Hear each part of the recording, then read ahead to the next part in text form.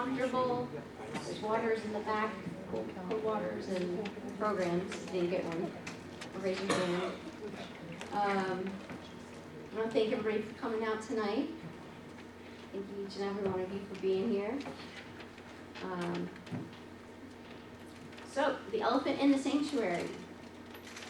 It's the discussion of a taboo topic, so it's no longer taboo. My name is Katie Dale, and I'll be your host tonight, facilitating the panel discussion between our excellent panelists. And a little bit about me, I created the blog bipolarbrave.com, and I have a history of mental illness, severe mental illness with bipolar disorder. I have, through therapy and medicine and family support, have come through to be able to take a daily dose of medicine and stabilize my moods and function normal. But because I have that passion and that background, I wanted to share with the community and through our church on this platform to begin talking and having discussion on the reality of mental illness in our society and where we live. So I hope this is educational and insightful. I hope you're able to find help and hope tonight for you and your loved ones who struggle with mental illness, or if you're not sure what it is, to learn about it. And I want to begin breaking down the stigma, because there's a lot of stigma out there. I want to enlighten ourselves and learn from professionals here tonight and dialogue on the importance of addressing mental illness with the proper assistance. I'm also excited to announce that our church here at Elm Spring will be starting a Fresh Hope for Mental Health Support Group chapter this fall. Pastor Brad is the founder of the Fresh Hope Support Groups. He's here tonight to tell us a little more about that. And it provides a solid foundation for those who are struggling with their mental health conditions and want assistance processing it. It's not an event group, it's not, it's biblically based. He's got foundations and tenets on that lead the way for us to come together weekly and talk about what we're going through, but also find help and assistance from other people who've been through it. So it's peer-led. And to learn more about the support group, see myself or Pastor Brad afterwards, you can go to freshhope.us online for more information as well. So thank you for coming out tonight. I am thrilled that each and every one of you are here to participate. Let's begin by honoring the Lord and asking for his guidance and favor tonight with a word of prayer. So if you bow your heads with me, please.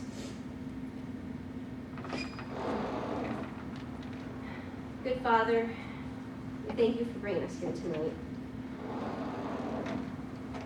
We are in a world that still has little answers and is looking for those answers that you have.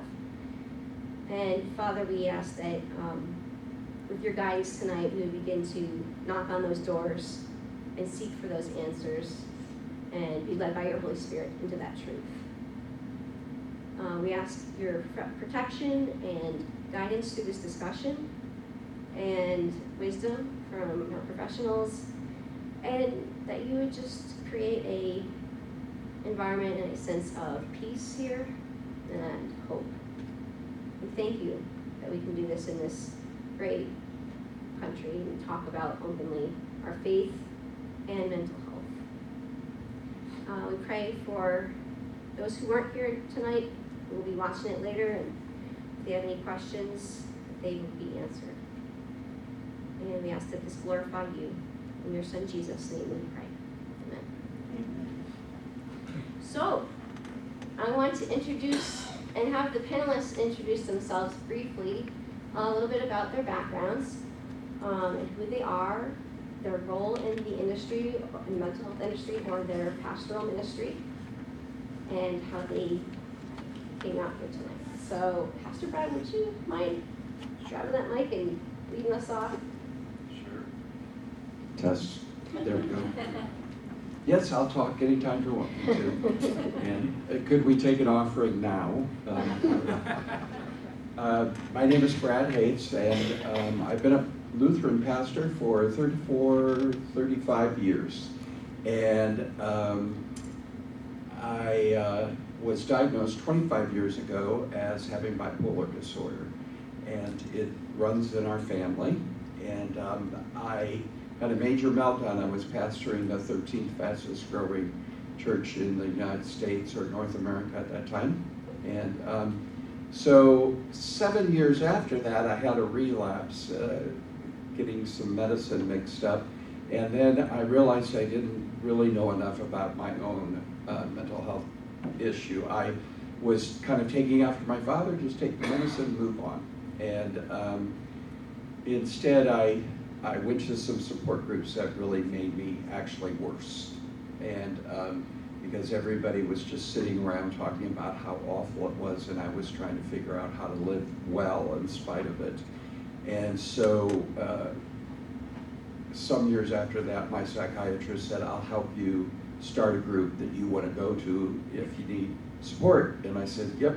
And so it's a positive, faith-filled, principle-driven support group.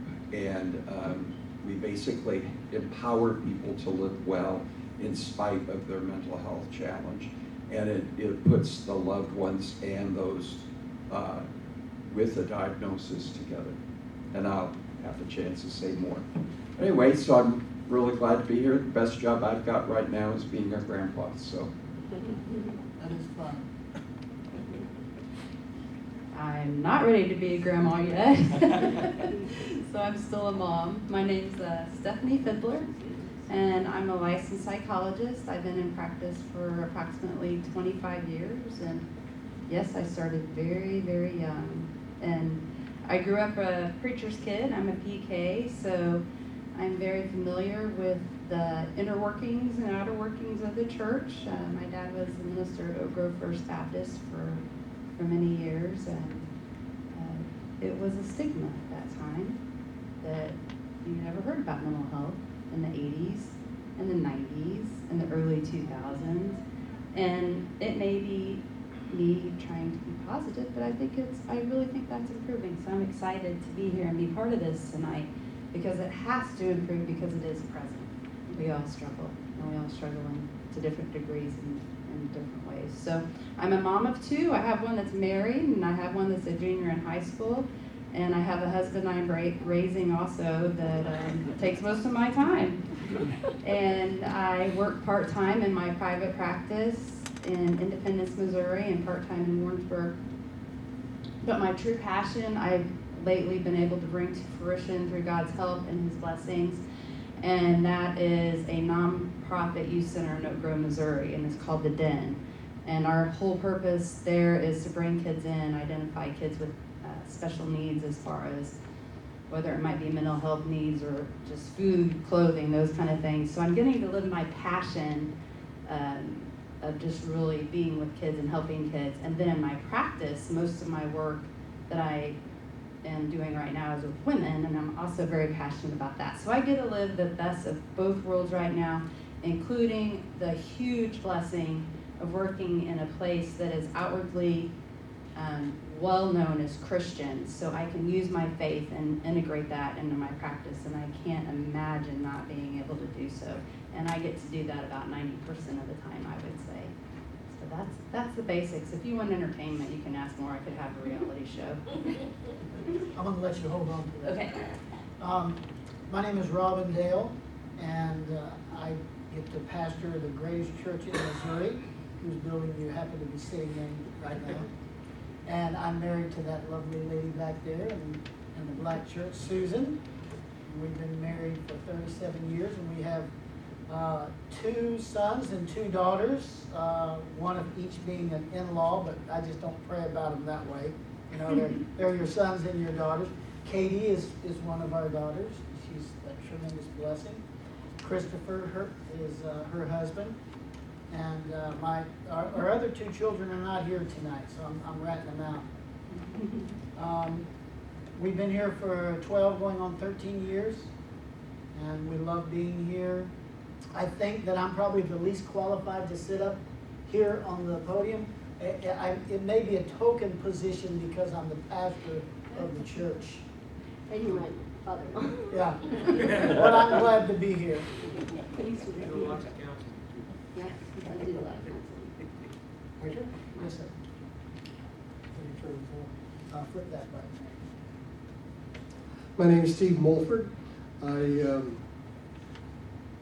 suffer with, or began my journey suffering with mental illness, thinking that I didn't have any issues. That is a illness in and of itself. Is it Stephanie? Is it? Yeah, we all do. One way or another, we all do. And I've been in practice for 16 years, yeah. 16 years with Living Foundation Ministries of Blue Springs. I studied just down the road and around the corner at UCM back in the day, seems like 100 years ago now, in communications. And I have a pretty full caseload, I guess you could say, in pastoral counseling. I think the niche that we're filling is there seem to be a number of people who, one of two things, they either want a definite Christian counselor that will work the faith, as Stephanie said, or they don't want their pastor knowing what's going on because of the stigma.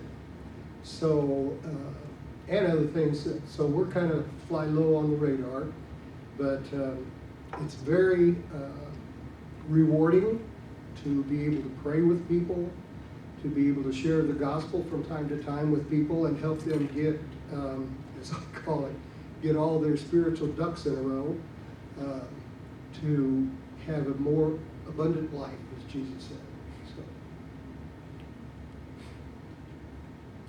My name is Dr. Luther Smith. I think I am not qualified to be here because I'm the youngest on the panel. I know, isn't that a surprise? A shocker, right? There are only two of us that have color in their hair.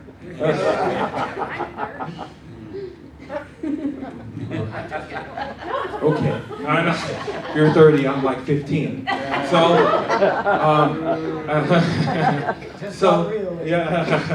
So I originally come from, I was born in Monterey. I come from San Diego.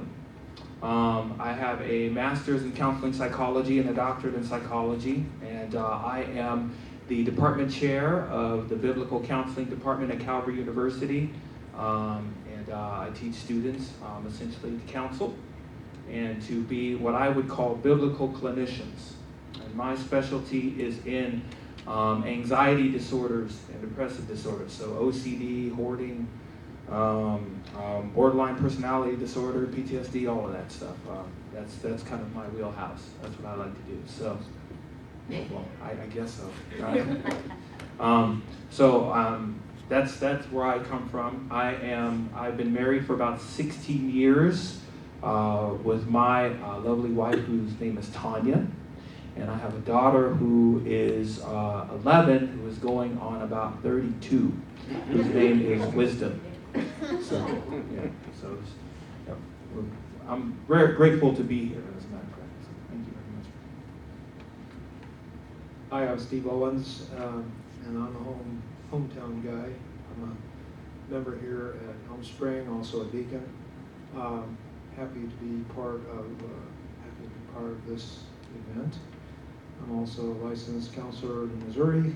I do primarily these days. I'm working with children and families as a therapist.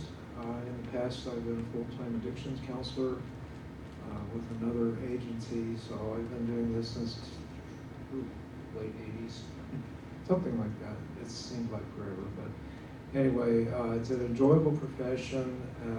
It fits me in terms of my disposition and personality. I enjoy helping people, and I truly feel like God has kind of called me to do that. And as a deacon here, counseling becomes very helpful in supporting the folks here as I can and as they need it. Enjoying the idea of being part of this and helping the others here to let people know the importance of mental wellness and helping people find out how to grow and change, and that it's absolutely okay to be in counseling and be a Christian. Some people wonder about that, but don't wonder. It's all good. Happy to have you here, and hopefully we can encourage you and help you understand some of the things that we do. Excellent, thank you guys. Thank you so much. Well, we're gonna start the discussion now. And first, I'm gonna give you the definition of mental illness. According to the National Alliance on Mental Illness, NAMI, mental illnesses, you want to take notes, are medical conditions that disrupt a person's thinking, feeling, mood, ability to relate to others, and daily functioning, and often result in a diminished capacity for coping with the ordinary demands of life. And here are the facts on mental illness. If your church is typical of the U.S. population, on any given Sunday, 1 in 4 adults and 1 in 5 children sitting around you are suffering from a mental illness. This is including those who suffer from short-term depressive episodes. Most chronic mental illnesses that are deemed serious include diagnoses like schizophrenia, bipolar disorder, post-traumatic stress disorder, borderline personality disorder, major depressive disorder, and obsessive compulsive disorder. So, my first question to the panelists is for the mental health professionals. What is your experience with your field of expertise?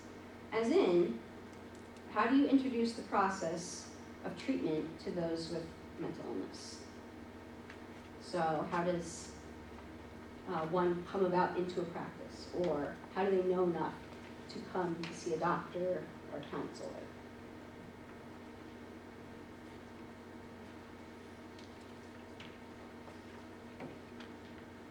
I guess I'll go first. So are you, just so I can get clarity, are you asking if a person has a mental illness, how would they be able to know that they need help? Exactly. Is that- One of the things that I like to underscore when a person has a particular illness that they're struggling with is that it disrupts what would be called a social and occupational functioning. So if a person has trouble, holding a job, you know what I'm saying, and it doesn't come from, their behavior or rebellion or anything else like that, they have difficulty functioning in that aspect.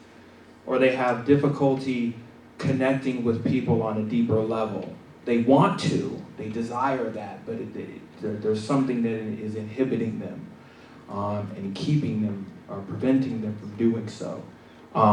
In those particular areas defined by the criteria that we would use specifically in the Diagnostic Statistical Manual or DSM, is that it disrupts that particular type of functioning, that they're not able either to engage in conversation or they're not able to make meaningful connections, or something is preventing them from doing so. That would be kind of a red flag, if you will, or an indicator that someone may need help in that aspect. Sort of follow that up, how would they find somebody, I guess, to talk to them? Like a counselor that, look somebody up in the phone book, Google it, or? I would love to answer the question, but I have 5 other panelists here that I'll give you a break. I would say most of our clients, we have a large church referral base, so we have a lot of pastors or people within the churches that when people reach out for help, they will refer them to our office. So that's one way that we get a lot of referrals. Another way that people find counselors, and one of the most growing and most popular ways, is through their primary care physicians. So primary care physicians anymore are just not equipped to handle a lot of the struggles that people are having. So they will say, you know, I know this person. It's good to know your local primary care physician, so they and your nurse practitioners, because they're becoming more and more popular. But it's good to know them, and our practice tries to familiarize ourselves with our most local referral sources, because they want to send their patients to somebody that they trust. So that's our second largest referral source. And then the third largest referral source is just people who have come to see us before, and they'll be talking to friends or family or someone somehow that's struggling, and word gets out that, hey, there's somewhere you can go. There's somewhere where you might be able to find some help, and there's hope out there. And so that's the biggest way that people come in, that I see in our company, is they come in either just through church referrals, or they come in through their primary care physicians, or more and more pain clinics, because we could get into the whole opioid crisis and pain, but they're much more utilizing counseling now because of drug addiction. They'll come from pain clinics, PCPs, and then also word of mouth is just huge. So people who have seen us before and trust our services. Yeah, that answers that question, yeah. Just another intentional thing, just kind of a practical thing. One example that I did before I came from San Diego was, we had ended up in our local fellowship. We had created what was called essentially a resource folder. So it had, we intentionally went on Google. We kind of mapped out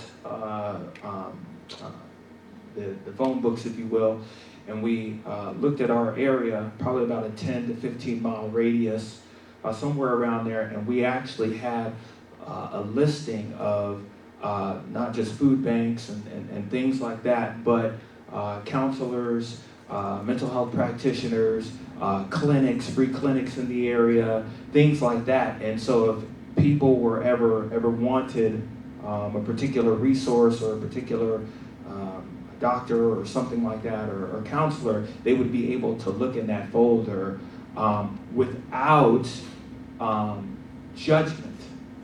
So we had it somewhere, they can go there and look at it. It was a physical folder, 3-ring binder. It was alphabetized and according to categories and things like that. So that was something that very practically we would be able to connect a person or congregate to a person. Out of your clinic or?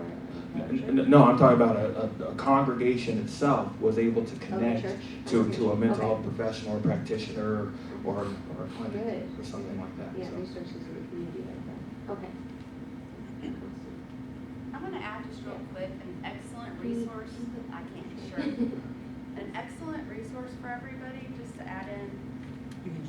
add in Right here is 411 is United Way. And if you dial 411, they can help you find help for just about anything.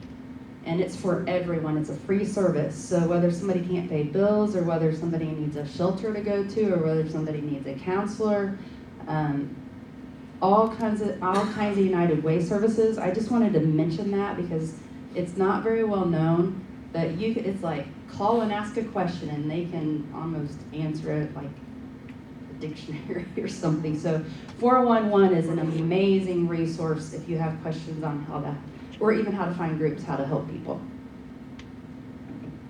So, pastors, in your experience, how have you in the past handled people from the congregation who've come to you, church members that are concerned? Because pastors are what?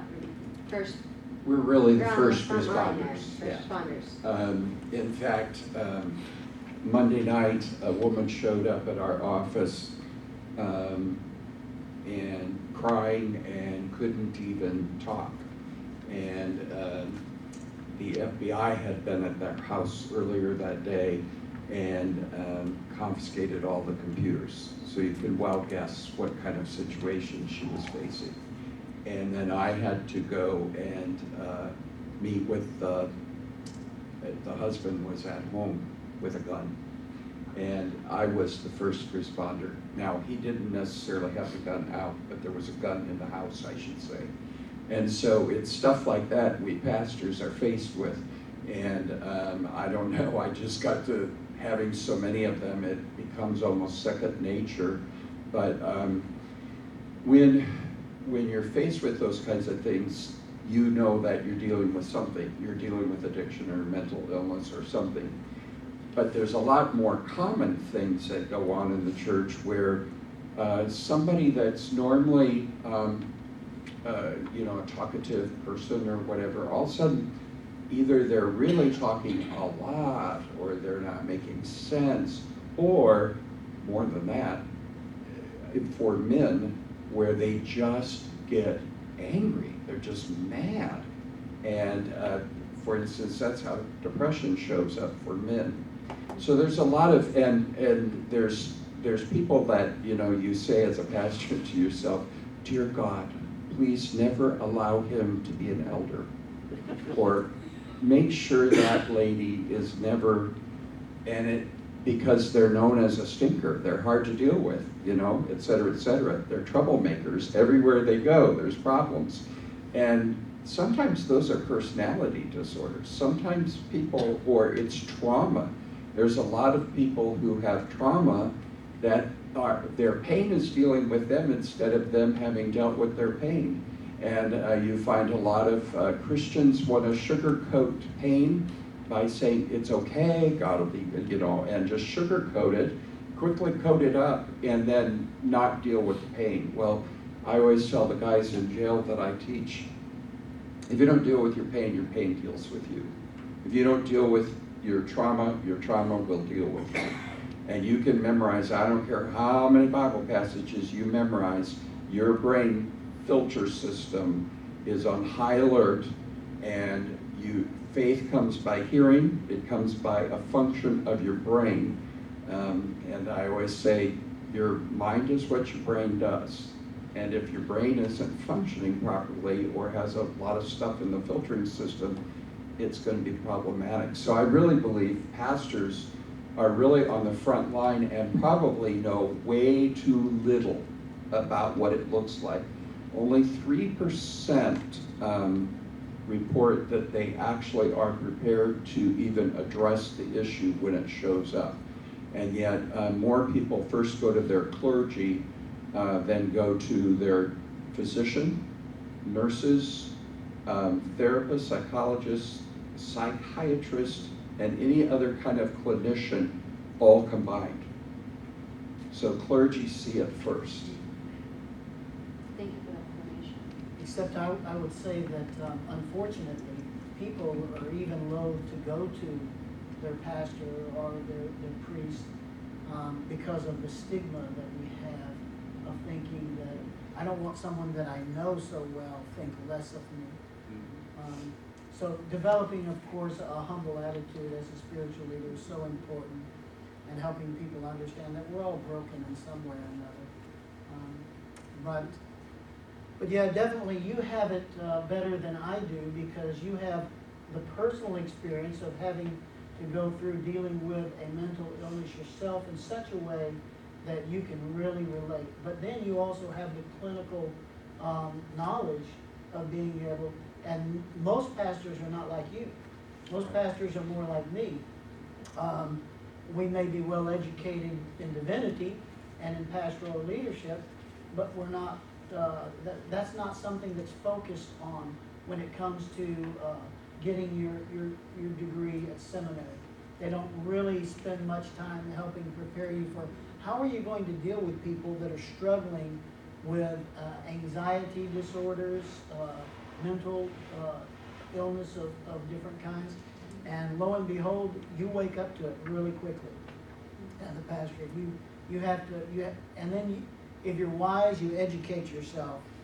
And because the first thing a pastor needs to realize is that he's not qualified to handle every counseling situation just because he's been to seminary.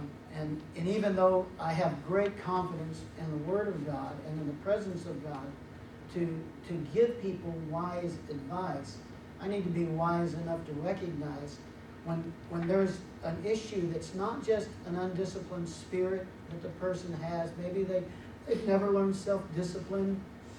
Maybe they've been through different types of so much mental abuse that they're not as stable, and some good counseling can help get them there. And I need to be able to recognize, when is there a chemical imbalance here? When is there some traumatic event that has taken them off what we might consider the normal spectrum, mentally and socially? And so we need to be ready to confer them to the professionals that can help them recognize, what is it that I'm dealing with specifically. I think the average person is extremely happy when they're just told that this is the name of what you're dealing with. And an actual diagnosis. Yeah, it's like, oh, okay, I'm not Crazy.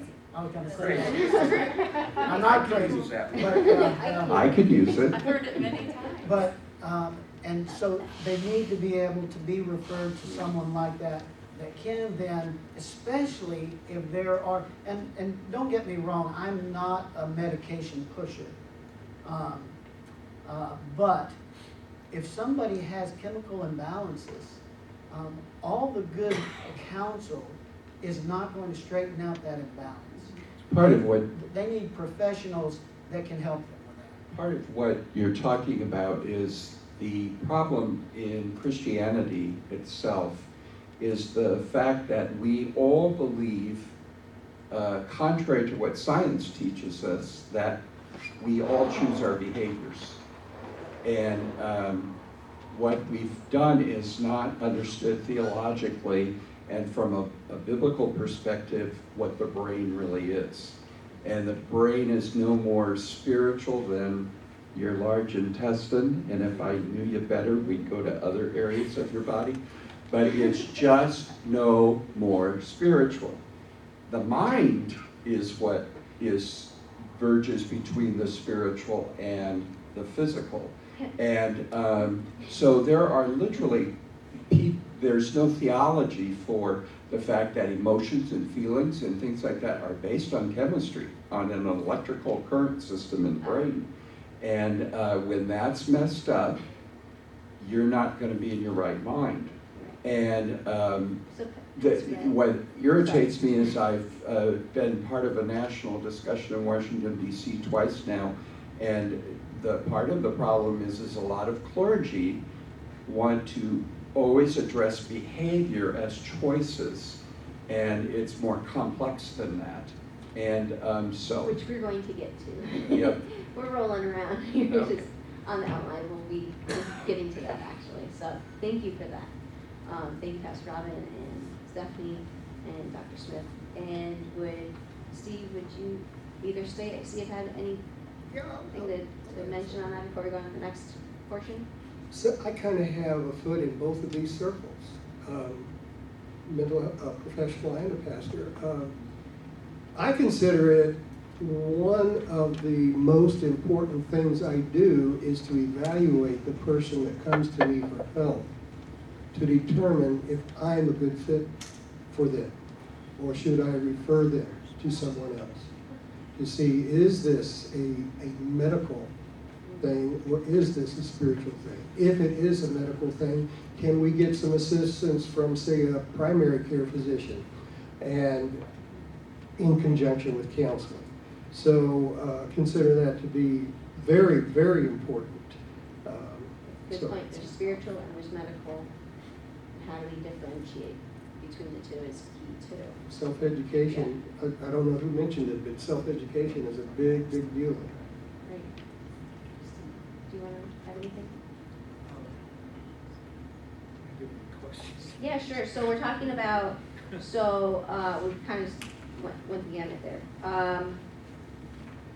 We're basically talking about how mental illness is approached by first the church member, where do they find the help that they need? And how do they know between medical and spiritual, which avenue to take? Do they go to their pastor or their doctor? Well, one of the things about addressing it from the perspective of having being a church member, a Christian, often people will think, well, there must be something wrong with me spiritually, or I wouldn't be having these kind of problems. It's one thing to have a backache, but if you have an emotional kind of problem, it must be, maybe I've sinned or something like that. And